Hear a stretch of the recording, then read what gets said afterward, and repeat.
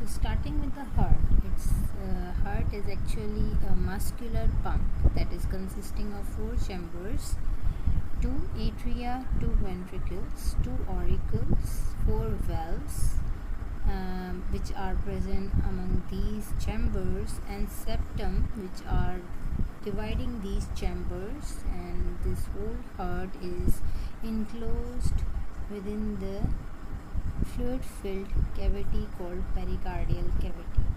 So this is heart. It is having 4 chambers divided by muscular septum. Okay, so this is heart. Going to the shape of heart, it's like pyramid in shape that seems to have fallen over one of its surface. So this is pyramid shaped heart that is looking like it is falling on one of its surface. So it is present in the thoracic cavity, in the middle mediastinum, in between the 2 lungs, right and left lungs. This heart also we can say is located above the diaphragm, behind the sternum. So this is the position and shape of the heart. Going towards its composition, the heart is having wall which is actually made up of 3 layers: epicardium, you can see here, myocardium and endocardium. So epicardium is representing the visceral layer of the pericardium, whereas myocardium is making the main bulk of the wall of the heart that is made up of cardiac muscle cells, and then we are having the endocardium, which is lining epithelium of the cavity of all these heart chambers. Among these layers, the epicardium, myocardium and endocardium, we may find some tough fibrous structures which are called fibrous skeleton of heart, which are making the main skeleton of heart, and as the name is indicating fibrous, so they are made up of dense connective tissue. So going with the border of the heart, heart is having 3 borders: right border, left border and inferior border. As you can see on the right side, on the left side and on the inferior side, if you see from the anterior view. So the right border is mainly consisting of right atrium. You can see here the right atrium is mainly making the right border, where then comes the left border, which is towards the left side, is mostly formed by the left ventricle. So this is left ventricle mainly forming the left border. Some of the portion of the left border is also contributed by this left auricle. You can see here, this is left auricle giving a small contribution to the left border. So the right border is by the right atrium, left border is by the left ventricle. Coming to the inferior border, that is mostly made up of, as you can see, this is the right ventricle. So most of the inferior border is made by right ventricle. A small contribution to the inferior border is given by the left ventricle.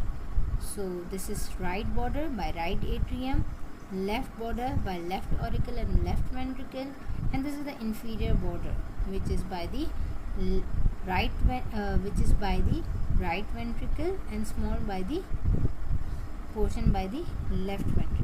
So these are the borders. Coming to the surfaces of heart, as you can see, it is having anterior surface, then it is having inferior surface, or we are calling it diaphragmatic surface, as it is lying or overlying over the diaphragm, and then it is having the posterior surface and apex, this pointed apex. So going with the anterior surface, also called sternocostal surface, it is mainly consisting of right atrium and right ventricle. So you can see right atrium and right ventricle are mainly making the anterior surface, along with the atrioventricular groove, and a small contribution is given by the left ventricle. So anterior surface is mainly formed by the right atrium, right ventricle and small contribution by the left ventricle.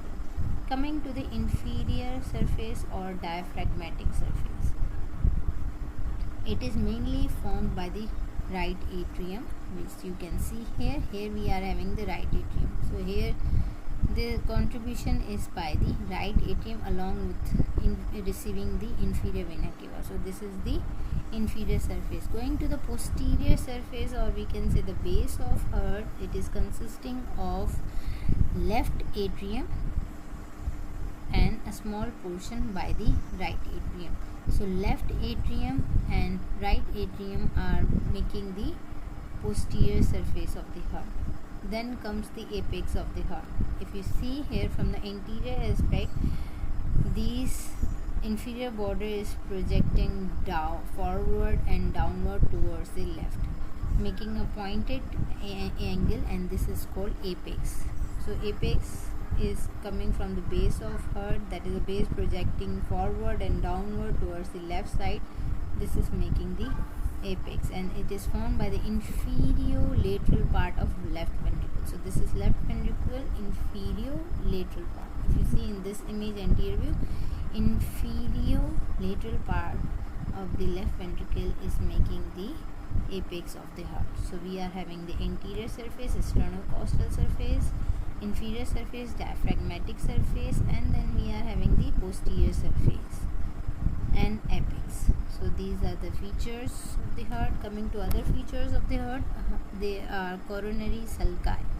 The coronary sulcus circles the heart, separating atria from ventricle. If you see in this image, this is coronary sulcus. So here is the coronary sulcus. So coronary sulcus circles the heart, separating the atria from ventricle. It contains right coronary artery. Here, this is the right coronary artery, a small cardiac vein, and coronary sinus and circumflex branch of left coronary artery, seen in this posterior view. So coronary sulcus is present somewhere here. So the external features of this heart include coronary sulci, coronary sulcus, which is containing the right coronary artery, okay, and small coronary vein, the coronary sinus here, and the circumflex branch of left coronary artery. This is the circumflex branch of left coronary artery. So this is the coronary sulcus. Then comes the anterior and posterior interventricular sulci. There is anterior interventricular sulcus, and then there is the posterior interventricular sulcus. Here is the posterior interventricular sulcus. Here is the anterior interventricular sulcus. Anterior ventricular sulcus is present on the anterior surface of the heart, and it is containing the anterior interventricular artery and great cardiac vein. So the great cardiac vein is running from here in the anterior interventricular sulcus, and the the branch of left coronary artery, that is the anterior interventricular artery, is running in this anterior interventricular septum. Then there is the posterior interventricular septum present here. If you see here, this is the posterior interventricular sulcus, and it is present on the diaphragmatic surface of the heart, and it contains the posterior interventricular artery and middle cardiac vein.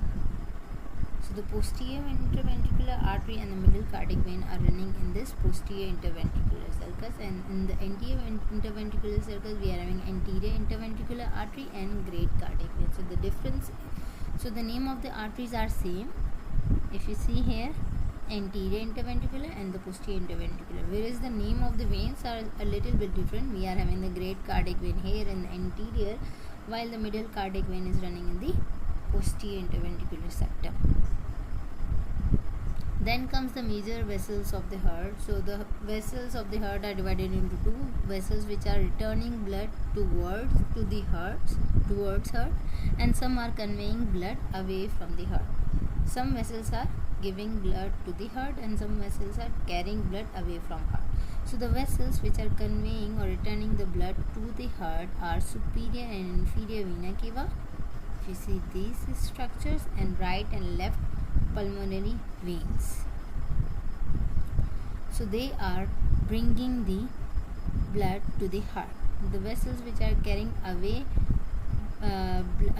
the blood away from heart are the pulmonary trunk, which is divided into two branches, right and left pulmonary arteries, and the ascending aorta, this one. So ascending aorta and pulmonary trunk are carrying the blood away from heart, while the inferior and superior vena cava and the pulmonary veins are taking the blood to the heart. Now comes the arterial supply of the heart. The heart is mainly supplied by the coronary arteries, which are branches from the ascending aorta. The first branches of the ascending aorta are the right and left coronary artery, arising from the right and left coronary sinus respectively. So these are the two arteries supplying mainly the heart. Coming to the first artery, right coronary artery. It is arising from the anterior aortic sinus of the ascending aorta. So it is arising from the aortic sinus of the ascending aorta, and this is running forward in between the pulmonary trunk and the right auricle. Right auricle and pulmonary trunk, in between this, the right coronary artery is coming, and during its course it is giving atrial branches here, and it is giving ascending branch which is going up to supply the SA node. Then it is running downward in the right atrioventricular groove. You can see here it is running downward, and it is reaching the inferior margin or inferior border of the heart, and it is turning posteriorly, and then there it runs in the AV groove and nose to nose with the branch of left coronary artery. So this is the course of right coronary artery. During its course it is giving atrial branches which are supplying the atria, branch that is ascending SA nodal artery, which is going to supply the SA node. Then it is continuing as in the atrioventricular septum. It is running downward in the atrioventricular septum, and when it is reaching the lower border of the heart, it is giving a branch called marginal branch of the right coronary artery. Then it is continuing backward posteriorly, and there it is giving branch called posterior interventricular artery. So it is giving the posterior main branches from this are the atrial branches, synodal branches, marginal branch, and the posterior interventricular artery. Then comes the left coronary artery, usually larger than the right coronary artery, and it is originating from the aortic sinus of the ascending aorta and passes forward between the pulmonary trunk and the left auricle. So it is originating from here, and then it is running in between the left auricle and the pulmonary trunk, and then it enters the interventricular groove here. Now in its course it is giving branches. The main branches are anterior interventricular artery, anterior interventricular branch of the left coronary artery, and the circumflex branch of left coronary artery. So the anterior interventricular artery is descending downward towards the apex of heart, and reaching the apex of heart, and during its course it is giving the diagonal branches which are supplying the ventricle, diagonally the walls of ventricle, supplying the ventricles. Now another branch is the circumflex branch of the left coronary artery. It is winding around this left border of the heart, and then it is going backward, and then it runs in the atrioventricular groove, and then it will go into the coronary sulcus. So this is the circumflex branch of the left coronary artery. Another branch from the left circumflex artery may arise is the left marginal branch, and that is supplying the left margin of the left ventricle down to the apex. So there is the left marginal branch from the circumflex branch of left coronary artery, and the diagonal are coming from the anterior interventricular artery. Then comes the these were the main arterial supply of the heart. Then comes the venous drainage of the heart. So venous drainage of the heart is via the coronary sinus, that is receiving the great cardiac vein, middle cardiac vein and small cardiac vein. So if you, this is anterior view and this is posterior view. If you see this anterior view, in this anterior view you can see here there is a great cardiac vein. This is arising from the apex of the heart, then is running upward in the anterior interventricular groove, and this is winding around here below the left auricle, and then it goes backward. If you see here, this is the great cardiac vein, and this is continuing into and becoming the coronary sinus. So this is coronary sinus present in the coronary sulcus. So this is the great cardiac vein, one of the tributary of the coronary sinus, great cardiac vein running in the anterior interventricular groove and in this winding around this and running in this coronary sulcus and then joining the or becoming the coronary sinus. Then comes the middle cardiac vein. Here is the middle cardiac vein. You can see here it is on the diaphragmatic surface, and then here you can see it is going in the posterior interventricular septum, and this is ascending up towards the coronary sulcus, and then it is joining the coronary sinus. If you see the anterior view, here we are having the small cardiac veins.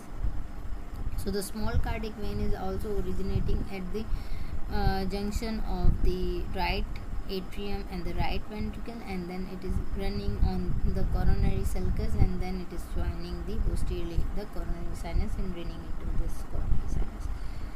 Along with this, there are other small cardiac veins. These are the minute veins that are found at the capillary beds of the myocardium, and they are directly opening into the chambers of heart, chiefly the atria. So this is about the venous drainage of the heart.